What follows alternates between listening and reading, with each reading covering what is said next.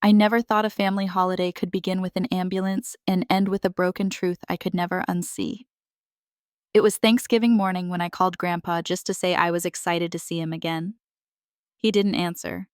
Strange. I thought they always answered. 5 minutes later, my dad texted me, "Don't worry about your grandpa. We told him not to come. Caroline doesn't want him there." I froze. My hands trembled as I reread those words. Grandpa wasn't just family. He was my family. The one who made pumpkin waffles when I was sick. The one who showed up to every art recital even after my mom died. Now he was being pushed aside like an inconvenience. I grabbed my keys. I needed to see him. But when I pulled up to his house, I saw the ambulance and my entire world flipped. I sat in my car for a full minute staring at the spinning red lights. Paramedics were still inside. The front door was wide open. Grandpa's mailbox hung slightly crooked. He used to fix that every Saturday morning like clockwork, but not today. I got out slowly, every step toward the porch feeling heavier than the last. A neighbor across the street, Mr. Callahan, waved me down and hurried over. His gray cardigan flapped behind him in the wind. "Sienna," he said out of breath, "your grandpa collapsed. Right there." He pointed to the top step. He was just standing like he was waiting for someone. I covered my mouth. A wave of nausea rushing through me. Did he say anything? Mr. Callahan hesitated. He kept looking at the road, said something like, "Maybe they'll change their minds." Then he just dropped. I ran up the steps, but the paramedics were wheeling him out already. One of them paused. "He's unconscious, but breathing. We're taking him to Riverside Medical Center. I'm coming too," I said immediately. They nodded. But before I could get in the ambulance, my phone buzzed. It was Dad. The timing couldn't have been worse. I answered, barely keeping my voice level. "Dad, Grandpa collapsed. He's being rushed to the hospital." There was a pause. Then his voice came calm, cold, like he was commenting on the weather. "He's just being dramatic, Sienna. You know how he is." I stopped walking. What the hell does that mean? It means he's always trying to make things about him. Caroline didn't want him here today. We asked nicely. Maybe he took it the wrong way. I was shaking. "Dad, he was standing on his porch, dressed in full suit and tie, waiting for you to call. He collapsed." "And you think he's faking it?" "I didn't say faking," he muttered. "Just overreacting." That was it. I ended the call. And in that moment, standing in the cold, watching the only person who'd ever truly shown up for me get loaded into an ambulance, I knew something had broken that couldn't be fixed. Whatever came next. I wasn't going to protect their comfort anymore. Not after what they did to him. The ambulance tore down the street sirens, wailing against the quiet of Thanksgiving morning. I followed in my car, gripping the steering wheel so tightly my knuckles turned white. I couldn't stop picturing him, Grandpa Andrew, lying on the porch in his best gray suit. The same one he always wore for family holidays, the same one he ironed the night before every Thanksgiving just in case. He must have believed they'd call that my dad would change his mind. And he waited. He stood in the cold, hopeful, until his body gave out. I blinked hard to stay focused on the road, but the tears kept falling. I wasn't crying out of fear.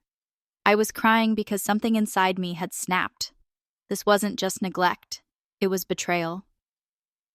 When I got to Riverside Medical Center, the ER waiting room was eerily quiet. A nurse led me to the reception desk and asked me to wait while they assessed him.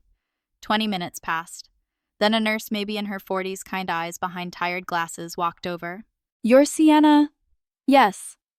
I stood. She held out a sealed envelope. "Your grandfather had this in his pocket, said to give it to you if anything ever happened and you were the first to arrive." I took it with trembling hands. The handwriting on the front was his, neat, slanted, familiar. For Sienna, if it's ever too late to say it out loud. I didn't open it right away. I sat down first, let my breath slow. The hospital lights buzzed overhead, the scent of antiseptic clinging to everything. Then I broke the seal. Inside was a folded letter handwritten with care. The first line stopped me cold. "If you're reading this, then I probably didn't get the chance to tell you the truth in person, but I need you to know. I'm proud of you more than you'll ever know." My throat tightened. He went on to talk about how he never wanted to be a burden, how after Grandma died he tried to keep the family toga there, especially for my sake. But he wrote something else too, something that made my blood chill.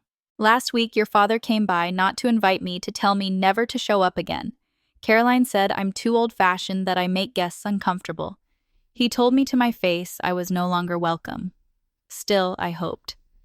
I put on my suit anyway. By the time I finished the letter, I was shaking with rage. So Dad had spoken to him, but not to explain, just to erase him. And Grandpa still stood outside in the cold, hoping they'd change their minds. But I wasn't going to let him be erased. Not now. Not ever. After I finished the letter, I just sat there, letter on my lap, fists clenched, breath shallow. Some part of me still wanted to believe it was a misunderstanding, that maybe Dad was just angry, misinformed, pressured by Caroline. Maybe he hadn't really said those words to Grandpa. But Grandpa never lied to me, and I couldn't ignore that line. He told me to my face I was no longer welcome. Still, I needed to know. I needed proof, not for myself, but because I knew they'd twist it, make it sound like Grandpa imagined the whole thing, or worse, make me sound ungrateful for questioning them. So I drove straight to Grandpa's house. The porch light was still on, casting long shadows across the now empty steps. His hat was lying beside the doorway. I picked it up and pressed it to my chest for a second before stepping inside with my spare key. The air was still warm. He'd probably turned the heat up in case guests arrived. The dining table had been set for one. Pumpkin pie, still wrapped whipped cream, unopened. My heart cracked. I went to his small living room and found the tiny black security camera above the bookshelf. Grandpa had installed it last year after a few break-ins in the neighborhood. I remembered helping him sync it to his old laptop. I sat down, opened the laptop, and pulled up the feed. I didn't expect what I saw. The footage was time-stamped 5 days ago. A knock on the door. Grandpa opened it, still in his cardigan, not yet dressed for the holiday, and there was Dad standing stiffly on the porch, hands in his coat pockets. Caroline was behind him, sunglasses on even though it was cloudy. I clicked play. Dad, Andrew. Let's not drag this out. Don't come Thursday, it's not up for discussion. Grandpa, it's Thanksgiving. I've always come. Caroline cutting in. This year's just different. We've got guests. A modern vibe. You wouldn't enjoy it, Grandpa. But Sienna, she'll expect to see me. Dad, we'll tell her something. Just don't come. Then he turned and walked away. Just like that. Grandpa stood in the doorway for a long moment, then quietly closed the door. I sat frozen. That was it. The truth. And I had it. I stared at the laptop screen as if it could burn them through the pixels. My pulse pounded, my vision blurred with tears, but not the silent kind. These were angry tears. They didn't just forget to invite him. They came all the way here to his home to cut him out of the family, and Grandpa, he still put on his suit, still made pie, still hoped. That night, lying awake on his couch with the old knit blanket he kept for guests, I made a decision. They didn't just betray him. They erased him. Now I was going to bring him back into the picture, whether they liked it or not. I didn't sleep that night. I tried curled up on Grandpa's couch with his flannel blanket and the soft ticking of the wall clock, but my mind was burning. I kept hearing his voice brittle with heartbreak. But Sienna, she'll expect to see me. I stared at the ceiling and made my decision. No more silence. The next morning, after checking in with the hospital, Grandpa was still unconscious but stable. I drove back home, showered, and sat down at my desk. I opened the video footage, exported it, trimmed nothing. Then I opened my social media, a platform where I rarely posted anything beyond art commissions and birthday wishes. But today was different. I wrote slowly at first, then faster. The words spilled out like they'd been waiting my whole life. Yesterday, my grandfather collapsed on his front porch alone in the cold in his best suit. Why? Because my father and stepmother told him he wasn't welcome at Thanksgiving this year. They showed up 5 days ago just to tell him that to his face. I have it on video. He still dressed up, made pumpkin pie, and waited. He waited for them to change their minds. They never did. I got to his house just in time to see an ambulance pull away. I attached the footage. No edits, no dramatic music, just the raw, painful clip of my grandfather, the man who raised me, being discarded like a forgotten obligation. Then I added the final line. Some people say family is everything. I say family is the people who show up, not the ones who push you aside. And I hit post. I didn't expect it to explode, but it did. Within an hour, messages started pouring in. Old neighbors from our hometown, former colleagues of my grandfather. He'd taught high school English for 30 years. Students, church friends, people who hadn't seen him in decades. Comments like, Mr. Manning gave me my first book of poetry. He helped me pass my dead when I had no one. That man deserved better. My inbox filled with warmth. But then came the other messages from cousins, from family, even from my Aunt Dad's older sister who lived in Colorado. Is this real? Did Gavin really say that I knew Caroline was awful, but I didn't know it was this bad? Yes, it was real. And now it was public. By the end of the day, my post had been shared over 10,000 times. Local news outlets were already reaching out. A former student of Grandpa Snow, a lawyer, messaged me directly. If you need help making sure he's protected legally, let me know. Your grandfather is a good man. I stared at that message stunned. I hadn't even thought about legal steps. But now that someone had said it, I realized maybe that's what I needed next. This wasn't just personal anymore. It was systemic. They didn't just hurt Grandpa emotionally. They exploited him financially, psychologically, and it was time they faced the consequences. The next morning, I returned to the hospital early. Grandpa was awake but weak, his voice barely a whisper, but his eyes lit up when he saw me. You came, he said, the faintest smile on his lips. Of course I did, I whispered back, brushing his hand with mine. I'm staying and I'm not letting them hurt you anymore. He didn't ask what I meant. He just closed his eyes and nodded as if he already knew. Later, while he rested, I stepped out into the hallway and called the lawyer who had messaged me, Elliot Tran, a former student of Grandpa's. We met at a nearby cafe that afternoon. He was kind, soft-spoken, but his questions were direct. Do you have access to your grandfather's financial documents? He asked. I think so. He keeps everything in a wooden box in his living room. I said, then you should check them. Look for transfers, authorizations, anything under your father or Caroline's name. Back at Grandpa's house that evening, I found the box easily bottom shelf of the bookcase, behind an old globe. Inside were binders labeled by year, all sorted with meticulous handwriting. Grandpa had kept every receipt, every bank statement, every withdrawal slip, and something stood out immediately. Monthly transfers to Gavin Manning. 8,001, 200 notarized support agreements signed but unregistered payments labeled as family assistance. Caroline's medical, and one even labeled Tommy's tuition, a child that wasn't even blood-related. I sat back in the chair, the paper trembling in my hands. They weren't just emotionally cruel. They'd been draining him for years. No repayment plans, no acknowledgement, no gratitude, just silent extraction. One transaction from last winter broke me. 50-wire memo to help Gavin get through the holidays. The holidays. The same holidays where they now told him not to come. I took photos of everything, sent them to Elliot. He called me 15 minutes later. There's a case here, he said. Not just financial exploitation. This is elder abuse, and if we push this, we can freeze any continued withdrawals immediately. My hands trembled as I clutched the phone. Will it hurt Grandpa? No, Elliot said gently. But it will protect him, and it will send a message.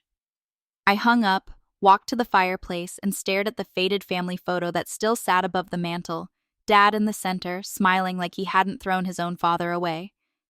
Then I took it down. I replaced it with a new photo, just me and Grandpa from my high school graduation, his hand on my shoulder, both of us smiling without anyone else in the frame, because this house didn't belong to guilt anymore. It belonged to truth and to the people who actually stayed. They showed up 3 days later, unannounced. Middle of the afternoon, just as I was returning from the hospital pharmacy with Grandpa's new medication, I parked the car and saw them standing on the front porch, Dad in his wool coat, hands buried deep in his pockets. Caroline wore oversized sunglasses despite the cloudy sky, her arms crossed like she owned the place. They looked nervous. Good. I got out, locked the car slowly, then walked up the driveway. Sienna, Dad said, his voice tight. We need to talk. I figured you might, I said flatly. After the internet found out who you really are, he flinched. Caroline stepped forward. This has all been blown out of proportion. Your grandfather was never excluded. We just suggested it wasn't the best year. You told him on video not to come. I cut in. You said, and I quote, "It's not up for discussion." Dad cleared his throat. You took that out of context. No, I said. You took him out of context, out of the picture, out of the family. And now you're shocked the world noticed. They both stared. Gavin, I said, calling him by his first name for the first time in my life. You didn't just ban your own father from Thanksgiving. You used him for years financially, emotionally, and then you discarded him when he didn't fit Caroline's modern vibe. Caroline opened her mouth to protest, but I didn't let her. You used his money to pay off credit cards, tuition, even property taxes on a second car. You treated him like a bank, then had the audacity to bar him from the holiday he loved most. Dad's face hardened. Sienna, we're still your family. I stared at him. No, you're not. Grandpa is my family. The man who raised me showed up for me and never asked for anything in return. He took a step forward. We came to apologize. No, you came because you're scared, I said, voice sharp. Because the post went viral. Because the lawyer sent you the cease and desist notice. Because the withdrawals are frozen. Not because you're sorry. A long silence stretched between us. Wind rustled the dried leaves on the steps where Grandpa had collapsed. Then I added softly but clearly, he almost died waiting for you to change your mind. That hit him. I saw it. But guilt without change means nothing. You should go, I said. He's not ready to see you. And frankly, neither am I. Caroline finally dropped her mask. You're being unreasonable. I looked her straight in the eye. No, I'm being a granddaughter. I stepped inside and closed the door before they could say another word. Inside, Grandpa was napping the TV on low.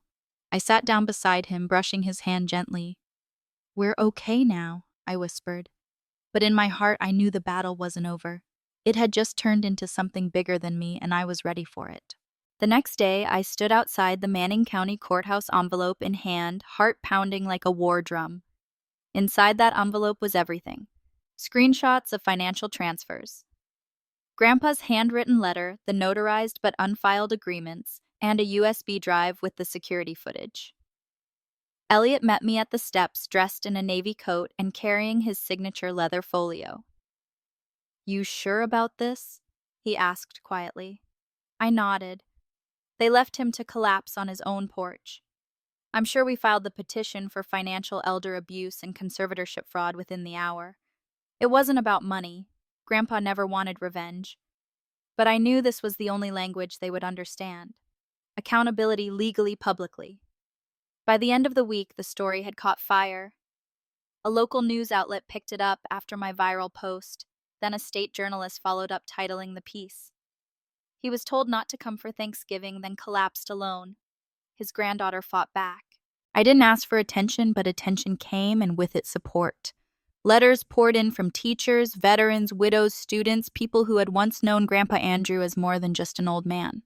They remembered him as a mentor, a neighbor, a voice of calm in hard times. One message stood out. He gave me a used math book in $1,989 when I couldn't afford school supplies. It changed my life. You're doing the right thing, Sienna. Meanwhile, the silence from Dad and Caroline was telling. No public apology, no defense, just quiet fury brewing behind closed doors until they made a mistake. Caroline called Grandpa's bank and tried to authorize a reimbursement from his account, claiming she had verbal permission. But the account had already been flagged. The call was recorded. Elliot got the notice 2 days later. Now it wasn't just a civil case, it was potential criminal fraud. We updated the case and pressed further. My hands shook signing the updated complaint, but I never hesitated, not once. That same evening, a producer from a regional talk show contacted me.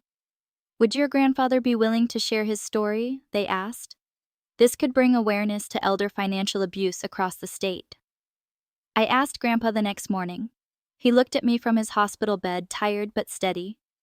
If it helps other people, maybe it's time, he said. So we did it. The segment aired the following week. Grandpa wore his best blue sweater, and I sat beside him. He didn't cry, he didn't rant, he just told the truth. I never thought my own son would see me as disposable, but I'm lucky. My granddaughter reminded me that silence only protects the wrong people. The interview ended with a photo of us, me and Grandpa, on his porch, new steps beneath us, pumpkin pie in his lap. 3 days later, Caroline and Dad were served with subpoenas. Not long after, an emergency conservatorship was granted in my name. I now had authority to protect Grandpa's assets, healthcare, and housing decisions. He cried quietly when the judge read it out loud. "I feel like I can breathe again," he whispered. But the most unexpected moment came a week later. Dad showed up outside Grandpa's house alone this time. I didn't open the door, but I let him speak through the screen. "Sienna," he said, voice. I didn't know how far it had gone. I just wanted peace. I looked at him, the man who once held me on his shoulders, the man who let his new wife throw his own father out like trash.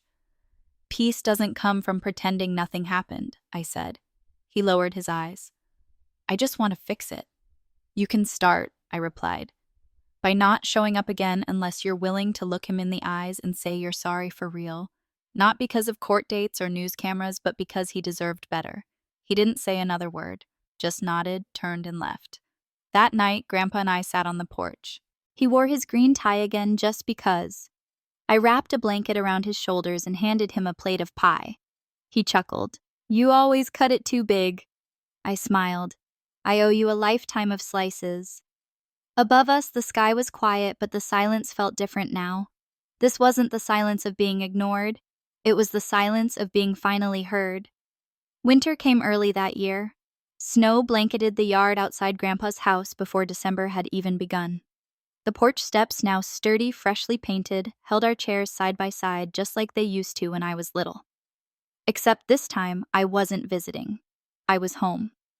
I'd given up my apartment in Portland, paused my freelance contracts, moved everything into the guest room, which Grandpa quickly renamed Sienna's room and filled with books, plants, and the quilt Grandma had made the year I was born. We spent the early days quietly tea and the morning walks when Grandpa was up for it. Some afternoons, I helped him sort through old letters and photos, digitizing the pieces of his life that no one else had cared enough to preserve. He seemed lighter.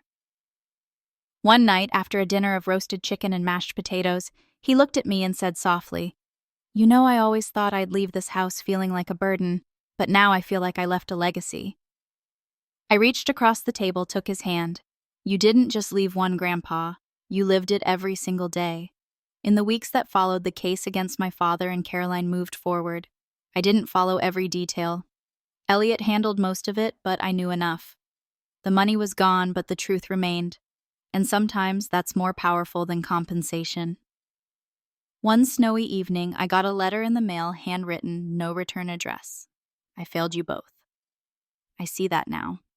I don't expect forgiveness, but I'm sorry. Not because I was caught, but because I finally understand what I lost, Dad." I folded the letter quietly, showed it to Grandpa. He read it, nodded, and said, "Too late for some things, not too late for all." We didn't reply. Some healing doesn't need words, only boundaries and presents. As the fireplace crackled that night and Grandpa nodded off in his recliner, I sat beside him sketching out a new Project Illustrated book called The Man on the Porch. It wouldn't be about pain. It would be about hope, about the people who wait and the ones who show up. And in that quiet, fire-lit room, I knew we weren't broken. We were rebuilt.